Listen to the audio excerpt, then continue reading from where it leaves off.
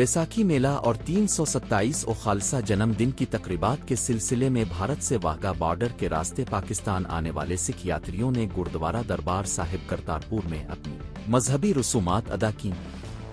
इस मौके पर पाकिस्तान सिख गुरुद्वारा प्रबंधक कमेटी, PMU करतारपुर और मतरूका वफ़ अमलाक बोर्ड के इश्तिराक से यात्रियों के एजाज में एक रिवायती कबड्डी टूर्नामेंट का इनेकाद किया गया, जिसमें भारत समेत दुनिया भर से आए यात्रियों ने भरपूर शिरकत की।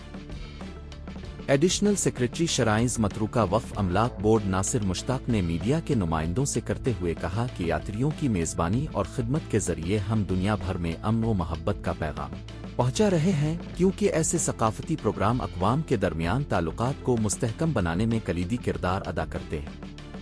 प्रधान पाकिस्तान सिख गुरुद्वारा प्रबंधक कमेटी सरदार रमेश सिंह अरोड़ा ने कहा कि पाकिस्तान न सिर्फ खित्ते में बल्कि पूरी दुनिया में अमन का ख्वाह है। उन्होंने पाकिस्तान सिखों का पहला घर है।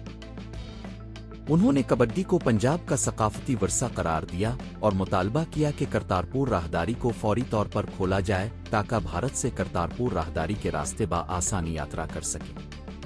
Kabaddi tournament UK kabaddi club और गुंग कबड्डी क्लब के दरमियान खेला गया। कबड्डी मैच के दौरान यात्रियों का जोश और खरूश दीदनी था और गुरुद्वारा दरबार साहिब का अहाता पाकिस्तान जिंदाबाद के नारों से गूंज उठा।